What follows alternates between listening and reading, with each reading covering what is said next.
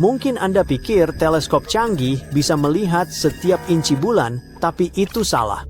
Di kutub selatan satelit kita ada kawah raksasa tanpa sinar matahari selama jutaan tahun, lebih dingin dari Pluto dan sulit dijelajahi. Namun, kita harus melakukannya demi penjelajahan antariksa. Karena kegelapan menyembunyikan beberapa sumber daya penting yang akan memungkinkan kehidupan dan perjalanan jarak jauh di luar angkasa. Ya, kita sedang berbicara tentang air yang terkunci sebagai kristal-kristal kecil di dalam tanah bulan. Keberadaan air di luar angkasa selalu merupakan kabar baik. Anda mungkin sudah pernah mendengar itu, para ilmuwan juga terobsesi untuk menemukannya di Mars. Jika planet merah memiliki air di bawah permukaannya, hal itu memunculkan kemungkinan menarik bahwa kehidupan mungkin pernah ada di sana. Bahkan mikroba pun akan menjadi penemuan terbesar dalam sejarah manusia. Itulah mengapa robot penjelajah menjelajahi kawah-kawah di Mars dan mengebor ke dalam tanah, seperti para tukang kebun luar angkasa yang sangat berdedikasi. Namun, meskipun air di Mars akan sangat luar biasa, air di bulan mungkin jauh lebih berharga bagi kita dalam jangka pendek. Alasannya sederhana. Jarak dan gravitasi bulan. Kita bisa mencapai satelit kita itu dalam 3 hari. Itu hampir tidak ada apa-apanya. Butuh setidaknya 7 hari untuk mencapai New York dari London dengan kapal pesiar. Namun yang lebih penting dari lamanya perjalanan adalah kemungkinan menggunakan bulan sebagai tempat persinggahan. Berhenti mengisi bahan bakar, dan meluncur kembali agar kita bisa melanjutkan penjelajahan. Gravitasi di bulan hanya 1/6 dari kekuatan gravitasi bumi. Itu bukan hanya berguna untuk menghibur diri sendiri tanpa henti dengan melompat-lompat. Perbedaan ini berarti meluncurkan roket dari satelit kita jauh lebih mudah dibandingkan meluncurkannya dari bumi yang membutuhkan bahan bakar dalam jumlah besar hanya untuk melepaskan diri dari atmosfer. Sebagai contoh, roket Saturn V yang membawa para astronot ke bulan selama misi Apollo terdiri dari lebih dari 90% bahan bakar. Hanya untuk bisa lepas landas. Namun, di bulan meluncurkan roket jauh lebih mudah. Artinya, kita bisa membawa muatan lebih berat dengan sedikit bahan bakar. Ini seperti membawa koper besar. Jika kita bisa menggunakan es di bulan untuk bahan bakar roket, satelit ini akan menjadi persinggahan praktis dan terjangkau untuk menjelajahi tata surya. Belum lagi, dengan menerapkan beberapa prinsip dasar kimia, kita bisa mengekstrak oksigen dari air dan menggunakannya untuk bernapas atau sebagai bahan bakar roket. Selain itu, para astronot juga membutuhkan air untuk minum dan menanam tanaman di pangkalan bulan. Jadi apa yang kita ketahui tentang penemuan terbaru? Selama waktu yang lama, para ilmuwan mengira bulan benar-benar kering. Namun pada tahun 2009, NASA pada dasarnya menabrakkan sebuah roket ke sebuah kawah. Hal itu menyebabkan ledakan es dan uap seperti kembang api, dan akhirnya mengonfirmasi bahwa bulan memang memiliki semacam air. Tapi seberapa banyak? Ya, cukup banyak untuk diperhitungkan. Data menunjukkan bisa jadi ada ratusan juta ton es air yang terperangkap di wilayah kutub bulan. Beberapa perkiraan kasar menyebutkan sekitar 1,3 triliun pon. Itu kira-kira seberat 460 juta mobil. Bukan berupa danau, tapi tetap saja jumlahnya banyak. Dan masih bisa jadi ada lebih banyak lagi. Air ini juga bisa membantu mengungkap rahasia ilmiah yang menarik. Es tersebut sangat kuno yang membuatnya seperti kapsul waktu dari masa-masa awal tata surya. Meneliti molekul beku itu mungkin bisa mengungkap bukan hanya bagaimana air sampai ke bulan, tapi juga bagaimana air muncul di bumi. Lalu, apa fungsi air tersebut di bulan? Bagaimana air itu bisa sampai di sana? Ilmuwan menduga sebagian air itu mungkin terbawa komet dan asteroid miliaran tahun yang lalu. Banyak batuan luar angkasa itu membawa es, dan sebagian air tersebut menetap di wilayah kutub. Sumber lain mungkin berasal dari interaksi angin matahari pada permukaan bulan. Bagaimanapun es ini muncul di bulan, hal yang paling menarik adalah di mana es itu berakhir, yaitu di dalam kawah-kawah kutubnya. Dan meskipun kita bisa menemukan es tidak hanya di kawah-kawah di kutub selatan, di sanalah cadangan terbesar dan paling stabil diyakini berada. Beberapa kawah tersebut sangatlah besar. Salah satu yang paling terkenal disebut Kawah Shackleton, yang lebarnya lebih dari 13 mil dan kedalamannya lebih dari 2 mil. Kedalamannya hampir 2 kali lipat Grand Canyon. Bulan hampir tidak miring pada porosnya, hanya sekitar 1 derajat, sehingga matahari tidak pernah muncul di atas tepi cekungan kutub yang dalam itu. Suhu di sana turun hingga sekitar minus 400 derajat Fahrenheit. Air atau bahan kimia apapun yang terperangkap di dalam tanah beku itu akan tetap berada di sana, terkunci rapat, seperti di dalam lemari pendingin. Hal yang benar-benar menarik adalah di kutub selatan. Ada bagian yang terjebak dalam kegelapan abadi, tetapi beberapa punggung gunung di dekatnya hampir selalu mendapat sinar matahari tanpa henti. Para ilmuwan menyebutnya puncak cahaya abadi. Tempat-tempat itu sangat cocok untuk memasang panel surya, sambil tetap cukup dekat untuk mengakses harta karun es yang tersembunyi di bawahnya. Kutub-kutub bulan adalah satu-satunya tempat di tata surya kita yang diketahui di mana siang dan malam abadi ada berdampingan. Namun malam abadi itu bukan hanya menarik, tapi juga berbahaya. Medan di sana benar-benar tidak kenal ampun. Kita bahkan tidak bisa mensimulasikan kondisi seperti itu di bumi. Kita bahkan tidak tahu seperti apa bentuknya dari dalam. Itu lebih buruk daripada menjelajahi bagian paling utara Antartika sambil mengenakan penutup mata. Jadi sekarang setelah kita tahu ini, apakah air potensial itu benar-benar bisa didapatkan? Pertanyaan itu mungkin bernilai beberapa triliun dolar. Ya, memang ada air di sana, tapi untuk mendapatkannya tidak semudah mengambil es krim dari mangkok. Yang sebenarnya kita bicarakan adalah kristal es mikroskopis yang tercampur dalam debu bulan. Untuk memanfaatkannya, mesin harus menggali dan memanaskan tanah, lalu menangkap uap air sebelum menghilang kembali ke luar angkasa. Dan ada juga masalah pembekuan. Bahkan jika manusia atau rover bisa mencapai dasar kawah dengan selamat, hampir mustahil untuk menavigasinya. Baterai dan peralatan mungkin tidak akan bertahan lama, dan tidak mungkin menggunakan panel surya atau elektronik di sana. Semuanya akan membeku dalam hitungan menit. Namun, Lunar Reconnaissance Orbiter milik NASA menggunakan berbagai jenis radar dan sensor untuk mendeteksi seperti apa bagian dalam kawah tersebut. Dan sekarang ada alat yang lebih tajam lagi, Shadow Cam, sebuah kamera yang sangat sensitif hingga dapat menangkap detail dalam cahaya 100 kali lebih redup dari yang bisa dilihat mata kita. Pada dasarnya, ini adalah perangkat penglihatan malam terbaik. Dengan alat ini, kita akhirnya bisa memetakan lubang-lubang itu tanpa harus menginjakkan kaki di sana. Itulah sebabnya para insinyur memikirkan berbagai solusi cerdas. Beberapa konsep melibatkan rover bertenaga nuklir dengan lampu depan yang cukup kuat untuk menembus kegelapan. Yang lain menginginkan robot yang menuruni dinding kawah dengan tali atau melompat-lompat di lantai kawah seperti tongkat pogo. Bahkan ada ide untuk bor yang bisa melelehkan tanah beku dan menangkap uap air seperti embun pada kaleng soda dingin. Sisi baiknya, air ini tidak akan kemana-mana. Sampai teknologi kita berkembang, persediaan itu akan menunggu kita. Meski begitu, badan-badan antariksa sudah mulai membuat kemajuan. Bahkan, lebih dari setengah lusin misi baru sudah dijadwalkan dalam beberapa tahun ke depan. Program Artemis milik NASA sedang bersiap untuk mengirim astronot kembali mengelilingi bulan dan kemudian turun ke kutub selatan. Chang'e 7 milik Tiongkok berencana untuk memeriksa kawah-kawah gelap itu, dan perusahaan swasta seperti Firefly dan Blue Origin sedang bersiap untuk mengirimkan peralatan serta eksperimen. Sekarang, berikut adalah fakta menarik tambahan yang jarang diketahui. Bulan memiliki bau. Ketika para astronot Apollo membawa debu bulan ke dalam pendarat, debu bercampur oksigen dan mengeluarkan bau yang cukup kuat. Baunya mirip bubuk mesiu terbakar atau kembang api. Debu bulan sebenarnya tidak ada hubungannya dengan bubuk mesiu, namun partikelnya sangat reaktif. Setelah berada di luar angkasa selama miliaran tahun, partikel-partikel itu langsung bereaksi dengan oksigen di dalam kabin, menciptakan aroma seperti asap itu. Para penjelajah masa depan pasti juga akan mencium bau itu, karena debu bulan cenderung menempel pada segala sesuatu. Semoga saja, selain semua hal lainnya, para ilmuwan juga akan menemukan pengharum udara untuk pangkalan di bulan. Tak lama lagi kita mungkin akan mulai membangun banyak hal di bulan. Semua itu karena misi India di bulan baru-baru ini berhasil mendeteksi belerang di dekat kutub selatan bulan. Unsur kimia ini bisa sangat berguna untuk membangun infrastruktur di satelit. Ini adalah pertama kalinya unsur kimia ini ditemukan di satelit alami bumi. Unsur yang dicari-cari ini sebagian besar ditemukan di dekat gunung berapi di bumi. Kemunculannya di bulan memberi banyak informasi tentang sejarah vulkanik satelit dan kondisi atmosfernya di masa lalu. Rover misi mendeteksi elemen kimia ini kurang dari seminggu setelah mendarat sekitar 70 derajat dari kutub selatan bulan pada tanggal 23 Agustus 2023. Pendaratan bersejarah di permukaan bulan ini menjadikan India sebagai negara keempat yang berhasil mendaratkan misi di bulan. Misi ini juga merupakan wahana antariksa pertama yang mendarat sangat dekat dengan kutub selatan satelit kita.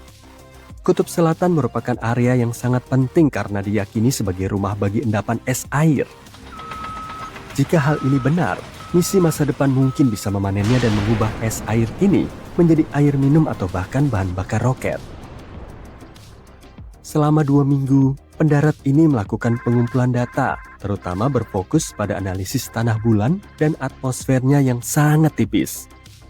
Sementara itu, penjelajah Pragyan yang bertenaga surya memulai pencariannya untuk menemukan air beku di bulan. Adapun pendaratnya mendemonstrasikan prestasi luar biasa lainnya pada tanggal 3 September. Wahana ini menyalakan mesinnya dan mengangkat dirinya sendiri sekitar 41 cm ke udara. Kemudian pesawat ini melakukan lompatan kecil untuk mendarat 30-41 cm dari posisi semula.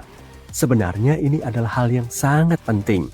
Bisa membawa pendarat kembali ke permukaan bulan sangat penting untuk misi-misi di masa depan. Untuk menunjukkan bahwa mereka bisa dengan aman mengembalikan sampel tanah atau bahkan astronot kembali ke bumi setelah misi di bulan. Pada bulan September, wahana antariksa India ini dimasukkan ke mode tidur. Malam bulan yang berlangsung selama 14 hari semakin dekat. Dan wahana antariksa ini tidak dirancang untuk mengumpulkan data ilmiah selama periode waktu tersebut. Sejauh ini kita sudah mengetahui beberapa temuan utama dari misi ini. Salah satunya terkait dengan pengukuran temperatur lapisan atas bulan pada kedalaman yang berbeda. Yang menarik, permukaan satelit di wilayah itu ternyata lebih panas dari yang diperkirakan. Sebelumnya, suhu di permukaannya diperkirakan hanya berkisar antara 20-30 derajat Celcius. Tapi ternyata suhunya sekitar 70 derajat Celcius, jauh lebih panas dari yang seharusnya. Penemuan lainnya menunjukkan adanya beberapa elemen kimia termasuk oksigen. Selain itu, data yang diterima dari wahana antariksa tersebut mengonfirmasi keberadaan aluminium, kalsium, besi, titanium, silikon, dan elemen kimia lainnya di permukaan bulan yang dekat dengan kutub selatan. Wahana ini juga menggunakan instrumen khusus yang dirancang untuk mengukur gempa dan gemuruh di bawah permukaan bulan agar mendeteksi aktivitas seismik. Hal ini membawa kita kembali pada belerang yang terdeteksi berkat spektroskop penjelajah. Para ilmuwan saat ini sedang berusaha mencari tahu apakah unsur ini terbentuk di permukaan secara alamiah atau akibat aktivitas vulkanik atau hantaman meteor. Benda menakjubkan lainnya yang ditemukan di bulan adalah batu, dan mungkin saja itu adalah batuan bumi tertua yang diketahui. Serpihan selebar 2 cm yang termasuk dalam koleksi batuan besar yang dibawa ke planet kita oleh para astronot Apollo itu bisa jadi merupakan pecahan bumi yang berusia 4 miliar tahun. Temuan ini bisa membantu kita melukiskan dengan lebih baik hantaman dahsyat yang dialami bumi di awal kehidupannya. Kejadiannya bisa seperti ini. Segera setelah batuan terbentuk, tumbukan asteroid mungkin melontarkannya dari bumi. Pada saat itu, satelit planet kita 3 kali lebih dekat ke bumi daripada saat ini. Tabrakan tersebut sangat kuat sehingga bongkahan batuan terestrial ini menemukan jalan menuju bulan. Kemudian pecahan ini tertelan oleh breksi lunar, batuan yang beraneka ragam. Batu tersebut dibawa pulang ke bumi oleh para astronot Apollo 14. Meskipun para ilmuwan telah menemukan meteorit yang berasal dari Mars dan bulan sebelumnya, ini adalah pertama kalinya batu dari bulan ternyata merupakan meteorit terestrial. Mereka juga menemukan bahwa batu tersebut terbentuk di lingkungan yang kaya air dengan temperatur dan tekanan yang sesuai dengan temperatur dan tekanan di sekitar 19 km di bawah permukaan planet kita. Pada tahun 2019, misi Chang'e 4 milik Tiongkok berhasil mencetak sejarah dengan mendarat di sisi jauh bulan. Wahana penjelajah misi ini membantu para peneliti memvisualisasikan struktur yang tersembunyi jauh di bawah permukaan satelit, mengungkap miliaran tahun sejarah bulan. Wahana Yutu 2 berhasil menemukan hal ini dengan bantuan Lunar Penetrating Radar. Wahana ini memotret jauh ke dalam permukaan bulan dan mendengarkan gema suara yang memantul dari struktur yang tersembunyi di bawah permukaan bulan. Ternyata struktur-struktur tersebut berada di kedalaman hampir 305 meter. Penelitian ini menunjukkan bahwa 40 meter pertama di bawah permukaan terdiri dari lapisan debu, tanah, dan bebatuan. Instrumen juga menemukan kawah tersembunyi yang pasti terbentuk setelah sebuah objek besar menabrak permukaan bulan. Dahulu kala, lava purba kemungkinan besar mengalir jauh di bawah tanah. Para peneliti percaya bahwa pecahan batuan di sekitar formasi tersebut mungkin merupakan puing-puing yang dihasilkan oleh tumbukan. Mereka juga menemukan bahwa lapisan batuan vulkanik semakin tipis jika semakin dekat ke permukaan. Variasi ketebalan aliran lava seperti itu bisa berarti penurunan jumlah dan besarnya letusan dari waktu ke waktu. Jadi aktivitas vulkanik bulan berangsur-angsur berkurang sejak pembentukan bulan sekitar 4,5 miliar tahun lalu. Di sisi jauh bulan, terdapat salah satu kawah tumbukan terbesar dan tertua di tata surya, yaitu cekungan kutub selatan Aitken. Sayangnya dari bumi, kita hanya bisa melihat tepi luarnya saja yang tampak seperti rangkaian pegunungan besar. Cekungan ini merupakan lekukan raksasa sedalam 13 km, berdiameter lebih dari 2.414 km dan menutupi seperempat permukaan bulan. Para astronom yakin kalau kawah ini terbentuk saat asteroid bertabrakan dengan bulan sekitar 4 miliar tahun lalu. Dan sekarang lihatlah bongkahan logam raksasa seukuran 4 negara bagian Connecticut ini. Mengenai beratnya dalam satuan kilogram, cukup dikatakan bahwa angka tersebut mengandung 18 angka 0. Massa misterius ini tersembunyi sekitar 290 km di bawah permukaan bulan di suatu tempat di tengah-tengah cekungan kutub selatan Aitken. Hal ini ditemukan ketika GRAIL, singkatan dari misi Gravity Recovery and Interior Laboratory NASA, mengumpulkan data tentang satelit alami kita. Ketika memeriksa informasi ini, para ilmuwan melihat bahwa di satu tempat di permukaan bulan ada perubahan gravitasi yang aneh. Setelah meneliti fenomena ini, mereka menyimpulkan bahwa ada sesuatu yang misterius yang membebani lantai cekungan di sana. Sejauh ini para peneliti belum menemukan asal-usul benjolan aneh itu, tapi ada beberapa teori. Salah satunya menyatakan bahwa temuan itu adalah bongkahan oksida padat yang muncul ketika bulan baru saja terbentuk. Saat itu, satelit ini masih diselimuti oleh lautan magma purba, dan bongkahan tersebut bisa jadi terbentuk pada tahap akhir pendinginan. Namun sebagian besar ilmuwan mendukung teori lain yang menyatakan bahwa massa yang membingungkan itu merupakan bagian dari asteroid raksasa yang pernah menciptakan cekungan kutub selatan Aitken.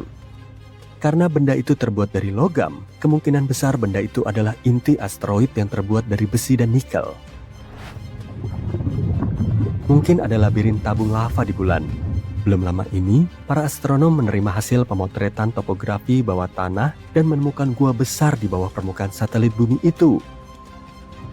Gua itu bisa jadi merupakan hasil dari aktivitas vulkanik bulan yang terjadi lebih dari 3 miliar tahun lalu.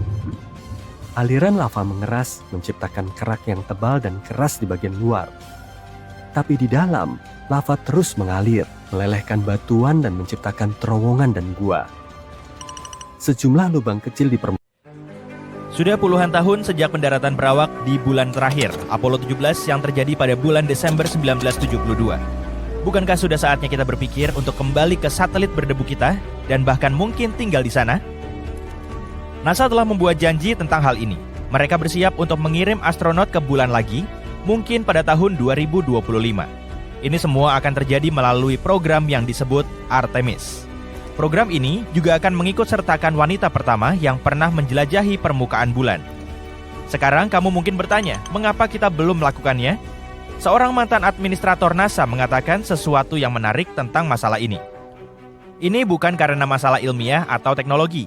Masalahnya adalah proyek-proyek potensial memakan waktu terlalu lama dan terlalu mahal. Kamu tahu perjalanan luar angkasa, terutama jika melibatkan manusia, tidaklah mudah untuk dilakukan. Memang benar dalam beberapa tahun terakhir, NASA memiliki anggaran miliaran dolar. Kedengarannya seperti uang yang cukup banyak kan? Tidak jika kamu melihat daftar tugas mereka. Itu karena mereka harus mempertimbangkan semuanya, mulai dari teleskop dan proyek roket raksasa, hingga misi yang juga menargetkan matahari, Jupiter, Mars, dan lainnya. Jika dilihat seperti ini, NASA harus pandai mengatur anggaran untuk mencapai semua tujuan tersebut. Namun ini bukan hanya karena masalah keuangan. Bulan sendiri cukup bermasalah. bulan memiliki bahaya nyata yang tidak bisa dianggap enteng. Sebagai permulaan, permukaannya dipenuhi dengan kawah dan batu-batu besar yang tidak mudah untuk didarati. Lalu ada debu bulan atau regolith jika kamu ingin menyebutnya dengan nama ilmiahnya. Debu ini terbentuk selama bertahun-tahun akibat hantaman meteorit. Debu ini sangat keras dan menempel pada segala sesuatu. Debu ini berpotensi merusak pakaian antariksa, kendaraan, dan sistem dengan cepat. Selain itu, berurusan dengan habitat bulan juga tidak mudah. Bulan tidak memiliki atmosfer pelindung.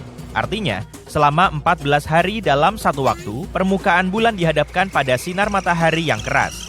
Periode tersebut diikuti oleh 2 minggu kegelapan total. Semua perubahan ini menciptakan suhu yang ekstrim yang tidak biasa bagi manusia. Ada solusinya, jangan khawatir. NASA sedang mengembangkan pakaian dan kendaraan antariksa yang tahan debu dan matahari. Mereka bahkan sedang mengembangkan sistem yang dapat memasok listrik selama malam-malam di bulan. Yang lebih menarik lagi dari sistem ini adalah sistem ini juga bisa berguna di Mars begitu kita sampai di sana. NASA juga perlu merekrut orang-orang yang sangat cerdas untuk proyek-proyeknya. Coba pikirkan, usia rata-rata orang yang bekerja untuk mission control untuk Apollo 13 hanya 26 tahun. Dan orang-orang ini telah menjadi bagian dari banyak misi pada saat itu. Artinya, mereka telah memiliki banyak pengalaman sejak usia yang sangat muda. Namun disinilah individu-individu lain juga dapat membantu. Dalam beberapa tahun terakhir, bukan hanya NASA yang telah bekerja tanpa lelah untuk merevolusi perjalanan luar angkasa. Ada banyak orang sukses di luar sana yang memiliki sumber daya yang cukup untuk ikut serta dalam upaya ini. Beberapa di antaranya sedang mengembangkan jenis roket baru yang dapat mendarat di bulan. Secara keseluruhan, NASA mendaratkan 12 orang di satelit kita. Ini jelas merupakan salah satu momen paling mengagumkan dalam sejarahnya, kalau bukan yang terbaik. Dan para astronot itu melakukan hal-hal yang luar biasa di sana. Mereka membawa pulang bebatuan, mengambil foto, melakukan eksperimen sains, dan bahkan meninggalkan bendera. Semua itu merupakan momen penting dalam misi Apollo. Tapi, misi-misi itu tidak dimaksudkan untuk menciptakan tempat yang aman bagi manusia di bulan. Para ilmuwan telah memiliki gagasan tentang stasiun luar angkasa bulan sejak lama.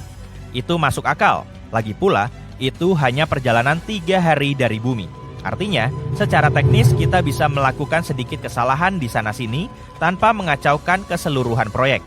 Ditambah lagi, kita akan belajar banyak sebelum menjelajah lebih jauh ke luar angkasa. Pangkalan di bulan bisa menyediakan bahan bakar untuk misi luar angkasa yang lebih dalam. Kita juga bisa membangun teleskop di sana dan meluncurkannya dengan lebih mudah di luar angkasa. Ini juga dapat membantu kita dalam proyek penting lainnya, mencari cara untuk membuat Mars layak huni. Selain itu, stasiun luar angkasa bulan akan membantu kita mempelajari lebih lanjut tentang asal-usul bulan. Siapa tahu, itu bahkan bisa menghasilkan uang, karena semua wisata bulan yang menyenangkan dan menarik. Bagaimanapun, program bulan Apollo membutuhkan banyak pekerjaan. Sebagai permulaan, mari kita lihat jumlah orang yang terlibat. Sekitar 400.000 orang dari seluruh penjuru Amerika Serikat. Tidak semuanya berjalan dengan sempurna, sulit. Ada 2 peristiwa utama yang tidak menguntungkan. Pertama, kecelakaan kebakaran di landasan peluncuran Apollo 1. Kedua, sebuah tangki oksigen memutuskan untuk mengamuk di Apollo 13, menyebabkan masalah parah di tengah misi. Bagian penting dari proyek ini adalah Saturnus 5. Hingga hari ini, roket ini merupakan roket terkuat yang berhasil diterbangkan dengan ketinggian 36 lantai. Masih sulit membayangkannya? Saat berdiri, roket ini 2 kali lebih tinggi dari air terjun Niagara. Berkat Saturnus 5, NASA berhasil menyelesaikan 13 misi. Ini termasuk mengantar 24 astronot ke bulan, dengan setengah dari mereka bahkan berjalan-jalan di permukaannya. Roket dan pesawat ulang-alik yang ada saat ini tidak dapat melampaui orbit rendah bumi. Sederhananya, mereka tidak dapat mencapai bulan dengan semua gadget yang dibutuhkan astronot untuk berkembang. Kendaraan luar angkasa yang ada saat ini tidak mampu membawa beban tersebut, setidaknya tidak sejak misi Apollo.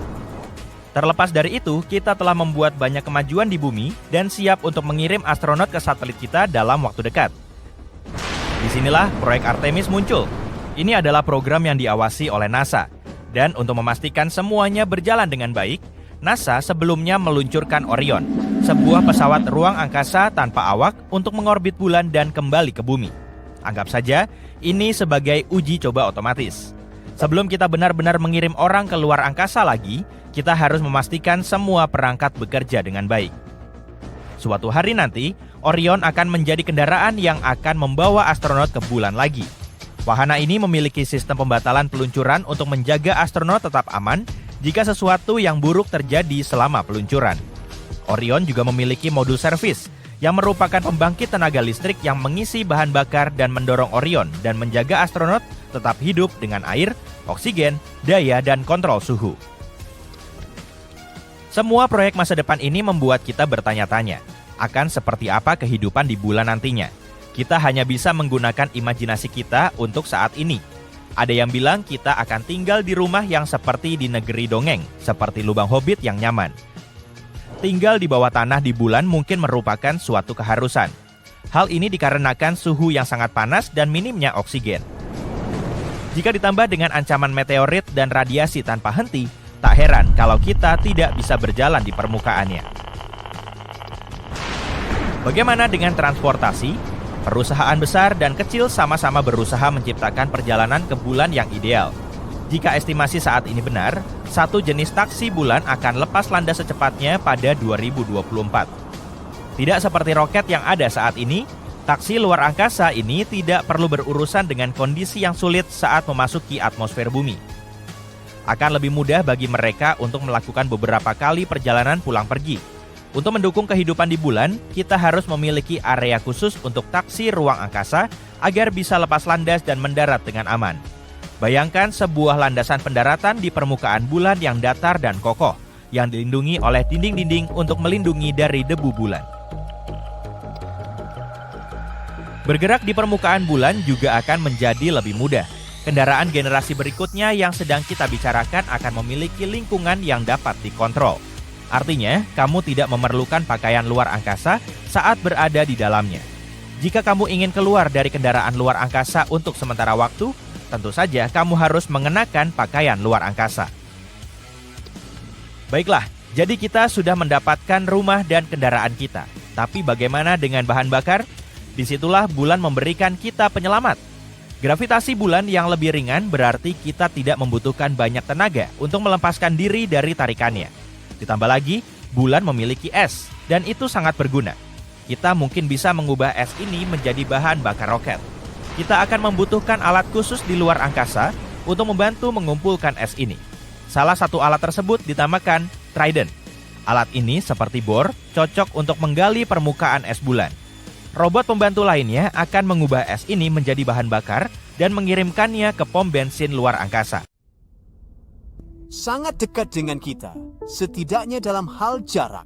Tapi masih banyak yang belum kita ketahui tentang bulan. Misalnya, peneliti Tiongkok telah mengumpulkan sampel tanah dari bulan dan menemukan mungkin ada miliaran bola kaca kecil di permukaan bulan. Kerennya, bola-bola itu mungkin menyimpan air dalam jumlah besar. Bola-bola kecil ini terbentuk saat meteorit menabrak bulan dengan kecepatan luar biasa, terkadang ratusan ribu mil per jam. Saat itu terjadi ledakan kuat, menerbangkan serpihan kerak bulan ke udara, seperti berondong jagung. Saat kerak mendingin, maka terbentuklah manik-manik kaca kecil yang terlihat sangat mirip bola-bola berkilauan. Manik-manik ini sangat kecil, sehingga seperti remah-remah yang ditaburkan di permukaan bulan. Ilmuwan menyebutnya kaca impak. Dan ternyata tanah di bulan menyimpan bahan rahasia yang bisa menghasilkan air, yaitu oksigen. Jadi bola kaca kecil ini seperti kapsul kecil berisi oksigen di dalamnya. Ada jenis angin khusus yang disebut angin surya, dan itu terbuat dari proton dan elektron. Saat proton menabrak kapsul, mereka bercampur dengan oksigen di dalamnya dan akhirnya menghasilkan air. Tapi bagian yang paling menakjubkan adalah beberapa bola kaca berisi air ini tersembunyi di bawah lapisan debu bulan yang disebut regolith. Jadi, jika kita melakukan misi ke bulan, kita akan memiliki cadangan air tersembunyi di bawah tanah. Seolah-olah seseorang telah menyiapkan makanan kaleng agar kita bisa bertahan hidup. Karena Anda tidak bisa meminum air itu langsung dari manik-manik kaca ini, Anda harus mengumpulkannya lalu merebusnya dalam oven untuk mengekstrak airnya.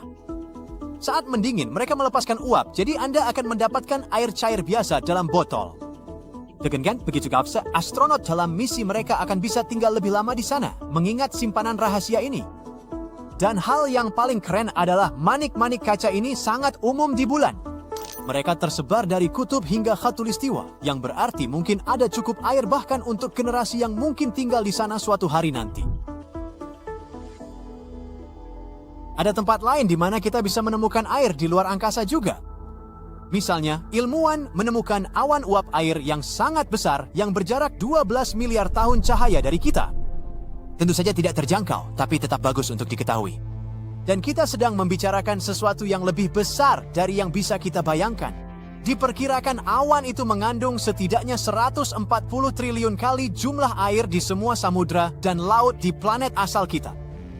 Bayangkan berenang atau menyelam di sana. Rasanya seperti berendam di balon air raksasa yang sedang melintasi ruang angkasa. Maksud saya, Anda tidak akan punya jalan keluar mengingat banyaknya air di sana. Tapi hey, setidaknya pemandangannya akan sangat indah. Air sebenarnya ada di mana-mana di seluruh tata surya kita. Sebagian besar berbentuk gas atmosfer atau es, dan terkadang bahkan dalam bentuk cairnya. Dan mungkin ada banyak dunia air di galaksi kita juga. Ilmuwan dari Universitas Copenhagen telah menemukan bukti baru yang menarik tentang bagaimana planet terbentuk di tata surya kita dan sekitarnya.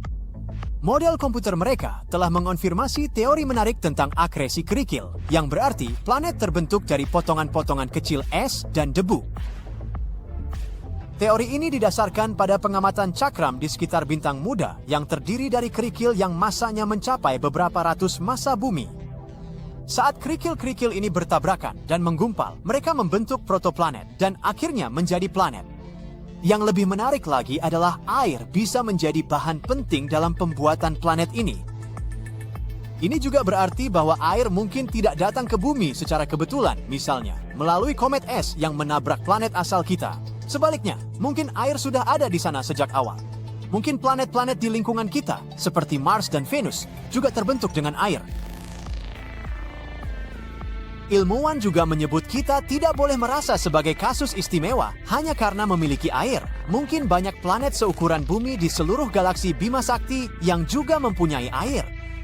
Itu berarti mungkin ada banyak dunia di galaksi kita dengan benua dan samudra, yang juga bisa berarti ada banyak kehidupan di luar sana yang menunggu untuk ditemukan. Tapi, hanya karena ada air di suatu tempat, bukan berarti tempat itu akan menjadi tempat yang bagus untuk liburan musim panas antar bintang bagi generasi mendatang. Air di banyak planet mungkin tertanam di dalam batu atau mengisi samudra bawah tanah. Para peneliti telah memeriksa lebih dari 40 eksoplanet yang kita ketahui. Semuanya lebih kecil dari Neptunus dan terletak di sekitar sesuatu yang kita sebut bintang katai merah. Ini mencakup 80% dari semua bintang yang kita kenal di galaksi kita. Mereka lebih dingin dari matahari kita dan juga jenis bintang pembakar hidrogen terkecil. Mungkin ada lebih banyak planet dengan jumlah air sangat besar dari dugaan. Bahkan, air ini dapat mencapai setengah total massa planetnya. Ilmuwan mengetahuinya setelah mempelajari kepadatan eksoplanet ini. Mereka menyadari planet tersebut terlalu ringan jika hanya terdiri dari batuan. Saya sudah menyebutkan Venus sebelumnya. Saat ini ia adalah planet berbatu yang panas, sedikit lebih kecil dari bumi, dengan atmosfer yang kering dan hanya beberapa jejak uap air. Ia juga sangat miskin oksigen. Namun pada tahap awalnya, planet ini mungkin merupakan dunia yang sama sekali berbeda dengan air cair dan bahkan awan. Yang berarti ada kemungkinan dulu pernah ada kehidupan. Bagaimana jika Venus dulu mirip dengan bumi dengan samudra dan suhu yang sedang? Akan sangat bagus jika tetap seperti itu, karena ini tampak seperti kondisi yang baik untuk kehidupan. Jadi kita mungkin akan berkirim surat kepada teman-teman luar angkasa kita dari sana atau sudah mengunjungi mereka. Namun skenarionya berjalan ke arah yang berbeda bagi Venus. Sekitar 700 juta tahun yang lalu, planet ini menjadi sangat panas hingga kehilangan seluruh oksigennya. Itulah sebabnya ia tidak mampu membentuk air cair di permukaannya. Sebaliknya, ia mengembangkan atmosfer tebal yang terdiri dari karbon dioksida yang membuat dunia ini lebih panas dari Merkurius, meskipun jaraknya 2 kali lebih jauh dari matahari. Bahkan komet es yang menghantamnya tidak bisa mengembalikan air ke permukaannya. Kita juga tidak bisa melakukannya dengan cara buatan apapun. Ini seperti mencoba menanam bunga yang rapuh di padang pasir. Tak peduli seberapa banyak Anda menyiramnya, jika kondisinya terlalu kering dan keras, bunga itu takkan bertahan. Namun beberapa orang mengira air di atmosfer tetangga dekat kita ini cukup untuk mengembangkan kehidupan. Ditambah lagi, para ilmuwan menemukan adanya senyawa bernama fosfin yang sering dikaitkan dengan organisme hidup di bumi. Mungkin di masa lalu ini sudah cukup. Saat ini, jumlah air di Venus sangat sedikit. Bahkan mikroba terkuat kita yang sangat toleran terhadap kekeringan pun tidak akan mampu bertahan hidup di sana. Fosfin tetaplah penemuan keren yang layak diselidiki, namun bukan sesuatu yang menyatakan bahwa ada kehidupan di Venus. Jupiter mungkin merupakan pilihan yang lebih memungkinkan untuk hal itu. Wahana Galileo terbang menembus atmosfer raksasa gas yang megah ini untuk mengukur suhu dan aktivitas air. Ditemukan bahwa ada cukup air bagi kehidupan untuk eksis di awan planet tersebut. Namun sayangnya tidak ada cukup nutrisi di sana. Ditambah lagi, radiasi ultravioletnya terlalu banyak, sehingga sebagian besar organisme tidak akan bisa bertahan hidup di sana. Dan semua orang tahu Europa, salah satu bulan Jupiter. Itulah tempat di tata surya kita yang memiliki peluang terbesar untuk mendukung kehidupan. Kerak esnya mungkin menyembunyikan lautan di bawahnya. Dan karena gravitasi Jupiter yang memengaruhi Europa, lautan tersebut tidak membeku melainkan tetap cair. Lautan itu mungkin hangat di bawah kerak es tersebut, kemungkinan berkat ventilasi hidrotermal. Enceladus, salah satu bulan Saturnus, mungkin memiliki peluang lebih tinggi untuk menampung kehidupan daripada Europa. Dan ia adalah salah satu kandidat terbaik untuk memiliki lautan hangat dan asin yang indah di bawah permukaannya. Ia memiliki geyser es paling keren yang melontarkan sekitar 1.000 ton air ke luar angkasa setiap jamnya, bersama dengan garam, molekul organik, dan beberapa material lainnya.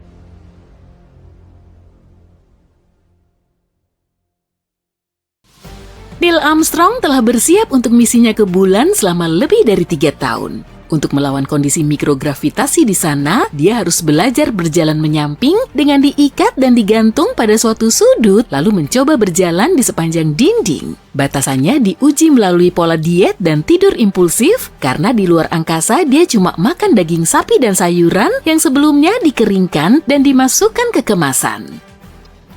Pada saat itu, astronot harus mengalami pelatihan bertahan hidup di gurun, hutan, laut terbuka, dan Arktik. Kini pelatihannya jauh lebih terstruktur, tapi saat itu, para astronot ibarat dilepas ke antah berantah tanpa bantuan apapun dan melihat apakah mereka mampu bertahan. Sebelum mendarat di bulan, Armstrong harus mengumpulkan dan mempelajari sampel bebatuan di Grand Canyon, menjelajahi formasi gunung berapi purba di situs keamanan nasional Nevada, mengintip ke lubang gas dan lava, danau lava, serta lubang kawah di berbagai lokasi di Hawaii. Pada 20 Juli 1969, Armstrong diberi sarapan lezat sebelum berangkat. Steak, telur, roti panggang, jus, dan kopi. Dia memakan apa yang disebut dokter sebagai makanan residu rendah, yang artinya dia tidak perlu ke kamar mandi segera setelahnya. Dia butuh 109 jam 42 menit untuk sampai ke permukaan bulan di area yang disebut Laut Ketenangan. Dia harus menempuh jarak hampir 390.000 kilometer untuk sampai ke sana. Para kru bisa saja pergi ke lautan badai atau Teluk Tengah, tapi tempat ini dipilih karena visibilitasnya baik, relatif mulus, dan mudah dijangkau dengan pendorong sesedikit mungkin. Saat dia berada di ketinggian sekitar 150 meter di atas permukaan bulan, Armstrong harus menggerakkan pesawat antariksanya secara manual untuk memastikan dia tidak mendarat di kawah yang berbahaya. Dia terus melayang selama sekitar 1,5 menit, bergerak menyamping hingga dia merasa nyaman untuk mendarat. Begitu perangkatnya mendarat dengan selamat, dia segera mengabari pusat kendali misi yang terletak di Houston, Texas. Pesan itu sekarang dikenal sebagai "Alarm telah mendarat". Dengan mantap dia menuruni tangga modul bulan, sementara kamera televisi terpasang di pesawat untuk merekam. Kamera juga mengirimkan sinyal kembali ke bumi, di mana ada ratusan juta orang dengan cemas menunggu. Tepat pukul 10.56 malam pada hari yang sama, Armstrong menginjakan kakinya di tanah bulan dan mengatakan, "Satu langkah kecil bagi manusia, satu lompatan raksasa bagi umat manusia." Jadwal mengatakan dia harus tidur sebelum berjalan di bulan untuk kali pertama, tapi dia memilih untuk keluar lebih awal dari rencana karena dia jelas nggak bisa tidur. Kalau Armstrong berjalan di bulan tanpa peralatan khusus untuk bernapas, dia akan mencium bau yang aneh semacam bau apak dan bau belerang. Namun dia berkesempatan untuk menciumnya saat kembali ke modul bulan. Alasannya ada kotoran yang menempel di kakinya, jadi baunya menyebar ke seluruh kabin. Dia menggambarkannya sebagai abu perapian basah atau bau udara setelah pertunjukan kembang api. Siapa sangka kita perlu membawa lilin aromaterapi pas pergi ke bulan ya? Selain orang-orang yang sudah berhasil sampai ke bulan, belum ada orang lain yang berkesempatan untuk mengetahui apa yang dicium oleh para kru. Saat sampel tanah dan batuan bulan diangkut ke laboratorium menggunakan wadah kedap udara, setelah dibuka di bumi, secara mengejutkan baunya hilang. Dia juga menggambarkan permukaan bulan halus dan seperti tepung, tapi dia bilang tidak kesulitan untuk bergerak. Salah satu anggota krunya bergabung dengan Armstrong sekitar 20 menit kemudian. Seluruh perjalanan bulan itu memakan waktu lebih dari 2 jam. Selama waktu ini, Armstrong dan rekan satu timnya memasang berbagai perangkat di permukaan satelit kita. Salah satunya dimaksudkan untuk mengukur jarak dari sana ke bumi secara tepat dengan menghitung waktu yang dibutuhkan sinar laser untuk melakukan perjalanan dari bumi ke permukaan bulan dan kembali. Yang lain dimaksudkan untuk mengukur gempa bulan dan potensi dampak meteor yang membawa kita pada penemuan bahwa bulan sebenarnya lumayan bergejolak. Kini kita tahu bahwa gempa bulan terbesar jauh lebih lemah daripada gempa bumi terbesar, meski guncangannya bisa sampai 1 jam, jauh lebih lama daripada di bumi. Mereka berhasil mengumpulkan sekitar 22 kg sampel batuan dan tanah. Mereka juga mengambil banyak foto dari medan tempat mereka juga memasang bendera Amerika Serikat. Armstrong bahkan dapat kesempatan untuk mengobrol dengan Presiden Richard Nixon, tapi cuma kurang dari 1 menit. Hal terakhir dalam daftar tugas Armstrong adalah berjalan ke tempat yang sekarang dikenal sebagai Kawah Timur, 60 meter di sebelah timur modul bulan. Itu adalah jarak terjauh yang ditempuh dari pesawat antariksa pada misi itu, kira-kira sepanjang setengah lapangan sepak bola. Begitu tugasnya selesai, Armstrong kembali ke modul bulan dan menutup pintu dengan aman untuk tidur. Saat bersiap lepas landas, Armstrong dan krunya menemukan bahwa karena pakaian luar angkasa mereka yang tebal, mereka mematahkan saklar penyulut mesin. "Bukan masalah besar," pikir mereka. Jadi mereka memakai pulpen untuk mendorong pemutus sirkuit itu guna memulai peluncuran. Pada pukul 1.54 siang, elang yang terkenal itu mulai terbang. Selain peralatan ilmiah yang dipasang di permukaan bulan, sebuah plakat juga ditinggalkan di sana. Tulisannya, "Di sini, orang-orang dari bumi pertama kali menginjakan kaki di bulan. Juli 1969 Masehi, kami datang dengan damai untuk seluruh umat manusia." Bertahun-tahun kemudian, Armstrong mengatakan NASA membatasi waktu mereka di bulan karena mereka tidak tahu bagaimana pakaian antariksa akan menahan suhu ekstrem bulan yang mencapai 127 derajat Celcius pada siang hari hingga serendah minus 173 derajat Celcius pada malam hari. Segalanya menjadi sedikit lebih rumit saat Armstrong mendarat kembali di bumi karena dia terpapar partikel luar angkasa yang tidak dikenal. Hasilnya, dia dan timnya harus ditempatkan di karantina perlindungan planet begitu kapsul antariksa mereka dengan aman turun di Samudra Pasifik pada 24 Juli. Karantina khusus bagi astronot Apollo 11 ini adalah salah satu alasan kita punya microwave di dapur saat ini. Saat pertama kali kembali dari bulan, mereka awalnya menghabiskan beberapa hari pertama di fasilitas karantina bergerak atau MQF. MQF berisi kursi yang nyaman, ranjang susun, toilet, dan pancuran, tapi tidak menyisakan banyak ruang untuk memasak.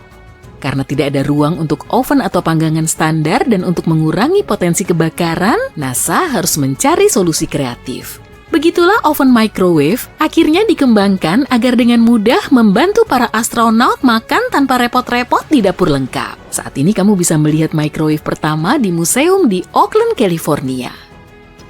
Setelah kembali ke bumi, Armstrong mengklaim dia nggak akan mau keluar angkasa lagi. Tapi dia tidak berhenti menjelajah. Pada tahun 1985, dia bergabung dengan tim profesional penjelajah terhebat lainnya ke Kutub Utara. Beberapa orang yang juga bergabung dengannya adalah pendaki gunung Edmund Hillary, penerbang Steve Fossett, dan fotografer Patrick Morrow. Mereka mencapai kutub pada tanggal 6 April 1985. Armstrong mengatakan dia ingin melihat seperti apa bentuk kutub es bumi dari tanah karena dia hanya melihatnya dari permukaan bulan. Misi Apollo 11 tetap tak terlupakan bagi Armstrong karena pada tahun 2015, institusi Smithsonian menemukan bahwa dia menyembunyikan kantong kain yang penuh bagian-bagian kecil modul bulan. Termasuk pengikat pinggangnya, beberapa lampu utilitas dan bracketnya, kunci pas darurat dan alat bidik yang dipasang di atas jendela modul antariksa Armstrong. Ada juga kamera akuisisi data yang merekam cuplikan ikonik Armstrong mengambil langkah kecilnya di bulan.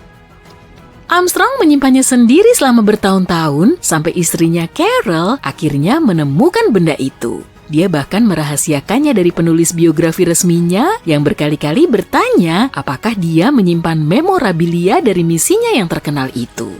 Tapi dia tidak menyelundupkan benda-benda itu ke bumi kok. Dia hanya menyebutkannya sebagai sedikit sampah yang ingin. Ada sesuatu nih yang terjadi di dalam bulan, sesuatu yang tidak disangka siapapun. Bukan pergeseran dramatis yang terlihat dari luar, tapi jauh di dalam sana, di mana segalanya tampak membeku, ilmuwan menemukan lapisan tersembunyi yang hanya bisa disebut lendir bulan. Ingat pelajaran sekolah tentang kerak, mantel, dan inti? Sama seperti bumi, bulan terdiri dari lapisan-lapisan, kerak, mantel, dan inti. Namun, inti bulan jauh lebih kecil dibandingkan dengan inti kita. Inti bumi itu sangat besar. Masanya mencakup sekitar 1/3 dari massa seluruh planet kita. Inti bulan hanya mencakup sekitar 1 hingga 2% dari massanya, dan diameternya sekitar 1/5 dari diameter bulan itu sendiri. Inti itu dikelilingi oleh mantel berbatu yang keras. Tapi ternyata di antara kedua lapisan ini, ada lapisan lendir misterius itu, dan itu jauh lebih penting daripada yang Anda kira. Lapisannya lunak dan sebagian mencair, pasang dan surut seperti ombak di lautan kita. Ia naik dan turun, meregang dan bergeser seolah-olah ia hidup. Gerakannya nggak kacau, melainkan halus dan teratur. Kita selalu tahu bahwa bulan memengaruhi laut dan samudra kita, menyebabkan pasang surut dengan gravitasinya. Tapi ternyata kita juga memengaruhinya balik. Samudra lendir itu bereaksi terhadap tarian gravitasi antara bumi dan matahari. Selain itu, lapisan cair tersebut bisa jadi terbuat dari ilmenit, bahan yang sangat menarik. Ilmen kaya akan titanium, logam kuat dan ringan yang sangat kita sukai di sini di bumi. Titanium digunakan dalam segala hal, mulai dari suku cadang pesawat dan pesawat ruang angkasa, hingga perangkat medis, bahkan dalam barang sehari-hari seperti sepeda dan laptop. Semua karena ia sangat kuat dan sangat tahan terhadap korosi dan panas. Jadi, jika bulan mungkin memiliki lapisan cair yang kaya akan ilmenit, itu akan sangat luar biasa. Para astronom udah merencanain pangkalan-pangkalan di bulan. Dan jika kita punya bahan untuk membangun struktur pesawat ruang angkasa, atau bahkan peralatan bagi astronot di sana, itu akan mengubah segalanya. Jika tidak, kita perlu mengangkut bahan-bahan dari bumi, yang biayanya sangat mahal. Ini adalah tanda nyata pertama kita bahwa bulan bukan sekadar batu dingin yang membosankan. Sebaliknya, ia dinamis, hidup, dan bernapas dengan kekuatan yang bergerak di bawah permukaannya. NASA memakai alat khusus, Gravity Recovery and Interior Laboratory, dan Lunar Reconnaissance Orbiter. Misi ini bertujuan mempelajari bulan, tapi tak hanya melihat permukaan layaknya teleskop.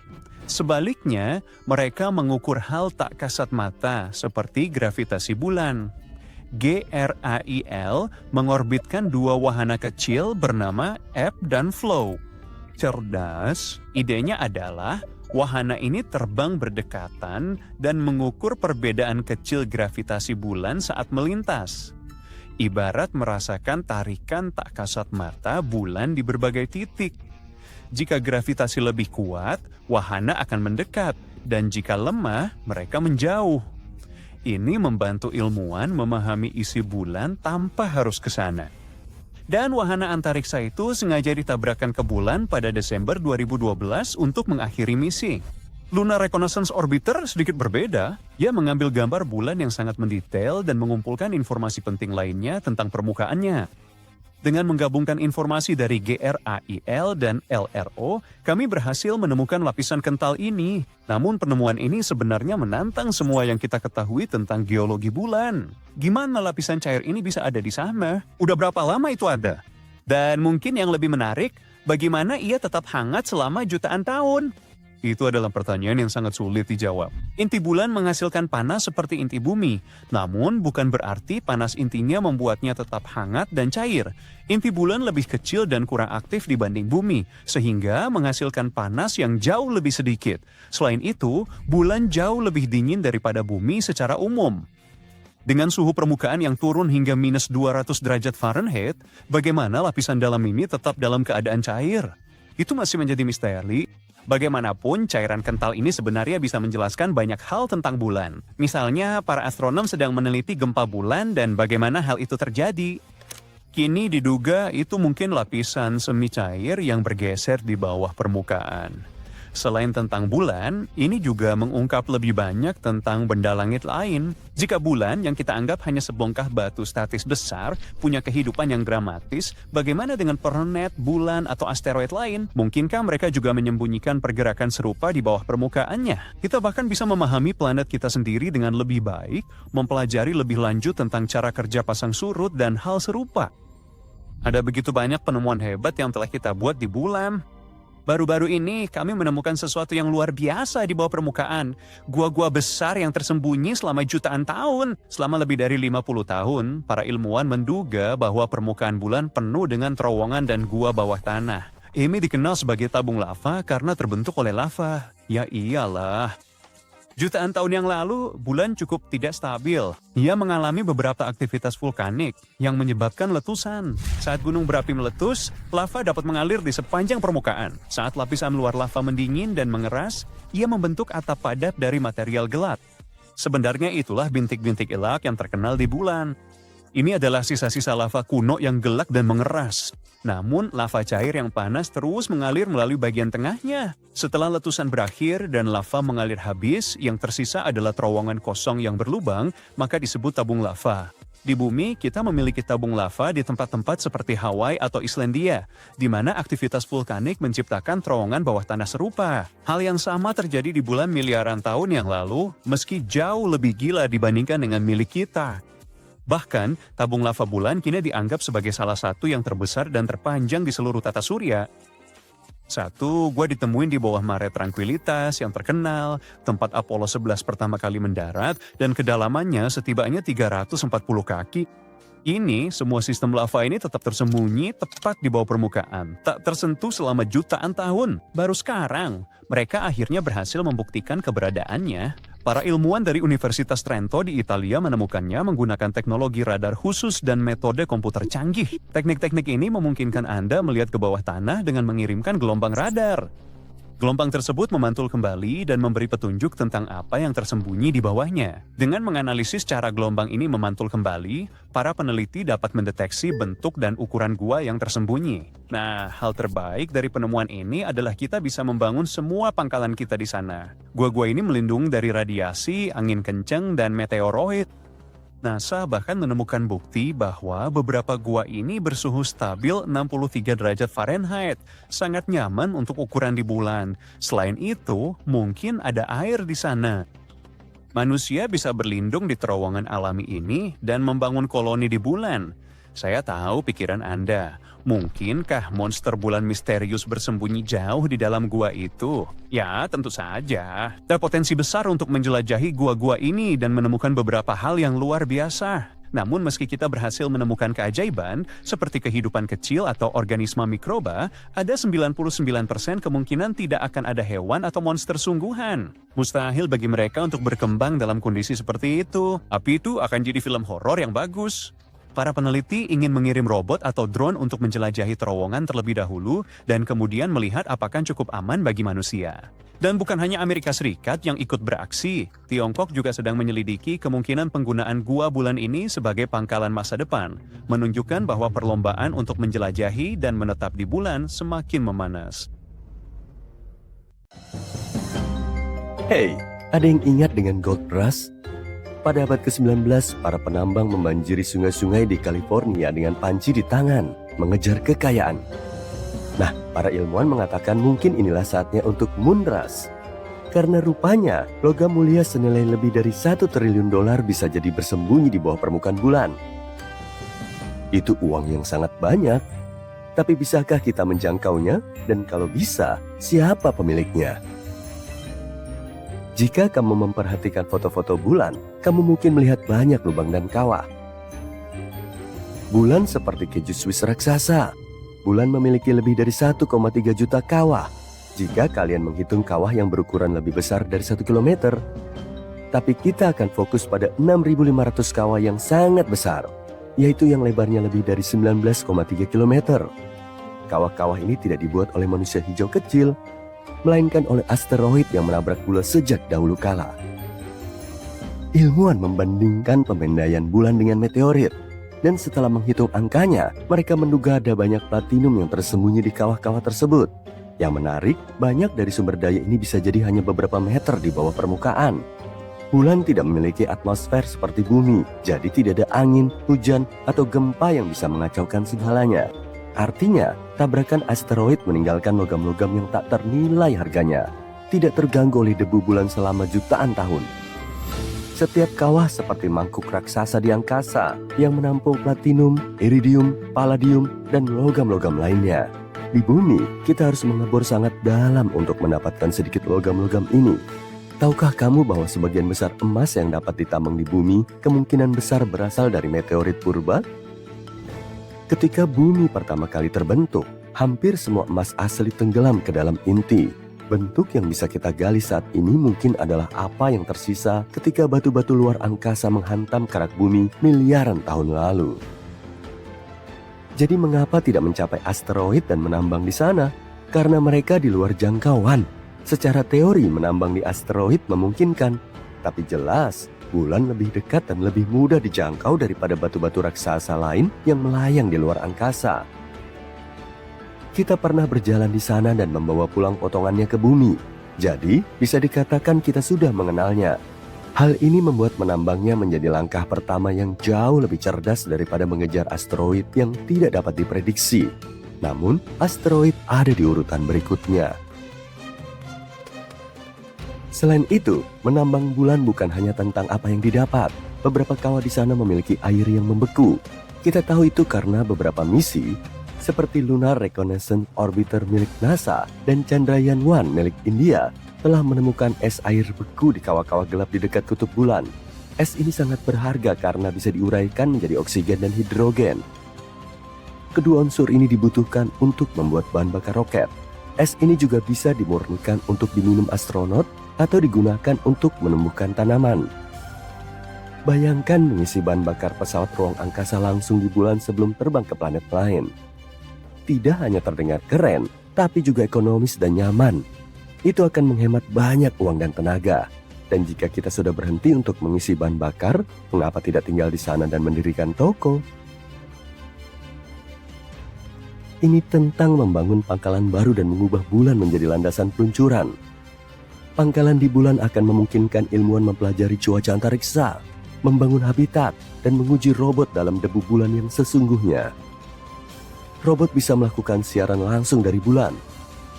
Keterampilan dan pengetahuan yang kita kembangkan di sana bisa jadi sangat penting untuk hidup di Mars atau menjelajahi bulan-bulan Jupiter dan seterusnya. Ini tidak terlalu mengada-ngada seperti yang kamu bayangkan. Perusahaan-perusahaan seperti Astroforge dan Karman Plus sedang mengembangkan teknologi untuk menambang asteroid dan mungkin juga bulan suatu hari nanti. Program Artemis NASA sedang berusaha keras untuk membuat kehadiran manusia yang berkelanjutan di bulan dalam dekade berikutnya. Dan Badan Antariksa Eropa juga mengincar sumber daya bulan. Jadi ya, ide manusia dan robot bekerja bersama di bulan mungkin hanya masalah waktu. Namun, ada pertanyaan besar yang dihadapi manusia. Sama seperti Gold Rush, ada sedikit perbedaan dalam hal aturan. Perjanjian luar angkasa yang ditandatangani pada 1967 menyatakan tidak ada negara yang bisa mengklaim bulan sebagai wilayahnya. Perjanjian ini cukup ambigu dalam hal sumber daya pertambangan perusahaan swasta. Jadi jika kamu membuat roket dan menambang platinum terlebih dahulu, apakah itu milikmu? Ini masih tanda tanya. Berbagai negara berdebat dan mencari tahu sebelum perburuan emas di luar angkasa berubah menjadi battle royale yang bebas untuk semua. Lalu ada tantangan untuk melindungi lingkungan bulan. Beberapa kawah sangat tenang sehingga ilmuwan bermimpi mengubahnya menjadi observatorium ruang angkasa raksasa. Penambangan di dekatnya bisa mengguncang atau menerbangkan debu ke udara. Tanah bulan bisa merusak gadget sensitif dan merusak eksperimen sains yang bernilai miliaran dolar. Hal ini tentu saja akan mengganggu para peneliti. Ditambah lagi, beberapa bagian bulan belum terjamah dan penambangan bisa memusnahkan tempat-tempat keren yang bahkan belum kita jelajahi sepenuhnya. Jadi pada dasarnya, kita ingin memastikan bahwa kita tidak mengubah bulan menjadi lokasi konstruksi sebelum kita mempelajari semua rahasianya. Itu sebabnya beberapa ahli menyarankan untuk membuat zona lindung di bulan, seperti Taman Nasional di bumi, di mana penambang dan alat berat tidak diperbolehkan. Dengan begitu, kita bisa mendapatkan manfaat dari sumber daya bulan tapi tetap menjaga area-area terpenting di bulan tetap aman untuk penelitian dan penemuan. Tapi ada pertanyaan yang lebih besar. Bagaimana ini akan berdampak pada manusia biasa di bumi yang tidak bisa berjalan-jalan ke bulan dengan detektor logam dan menjelajahinya? Logam langka di bulan tidak hanya bernilai tinggi. Logam tersebut bisa sangat berguna untuk teknologi masa depan. Logam dari kelompok platinum yang mungkin ditemukan di tanah bulan digunakan untuk peralatan medis, satelit, dan beberapa jenis baterai dan sel bahan bakar. Jika bulan menyimpan harta karun bernilai triliunan dolar, hal ini meningkatkan industri teknologi dan menurunkan biaya. Ada juga helium-3, isotop langka yang ditemukan di permukaan bulan. Para ilmuwan berpikir bahwa suatu hari nanti helium-3 dapat digunakan untuk fusi nuklir, menyediakan sumber energi yang bersih dan kuat yang tidak menghasilkan gas rumah kaca atau limbah radioaktif dalam jangka panjang. Jika fusi bisa dilakukan, bahkan sejumlah kecil helium-3 bisa memberi daya pada seluruh kota. Salah satu keuntungan menggunakan sumber daya dari luar angkasa adalah mengurangi penggalian dan polusi di bumi. Ini berarti berkurangnya kerusakan lingkungan dan cara berkelanjutan untuk memenuhi kebutuhan populasi kita yang terus bertambah. Di sisi lain, semua peluang baru ini dapat menciptakan tantangan baru. Tentu saja akan ada tarik-menarik kosmik tentang siapa yang akan mendapatkan barangnya. Tak seorang pun ingin takut kehilangan kesempatan untuk mendapatkan bulan. Intinya, penambangan di bulan bukan hanya eksperimen sains. Ini adalah sesuatu yang dapat memengaruhi ekonomi, teknologi, dan lingkungan di bumi, baik atau buruk. Dulu, kita punya buku sains dengan sampul pangkalan bulan. Salah satu alasan mengapa proyek pendaratan di bulan menjadi sangat langka adalah karena tidak layak secara finansial. Mengapa sebuah negara harus menghabiskan sumber daya untuk pergi ke bulan jika tidak ada sesuatu yang berharga di sana? Namun sekarang ada sesuatu di luar sana. Semuanya bisa berubah. Aku membayangkan bekerja dari jam 9 sampai jam 5 sore di bulan, memperbaiki robot dan menanam tanaman di bulan. Tapi sekarang saatnya kembali ke bumi. Belum ada McDonald's di bulan dan tidak bisa memesan Airbnb di bulan. Ahli yang paling optimis mengatakan masih puluhan tahun lagi untuk bisa melakukan operasi pertambangan besar atau pangkalan permanen di bulan. Saat ini sebagian besar misi akan bersifat robotik.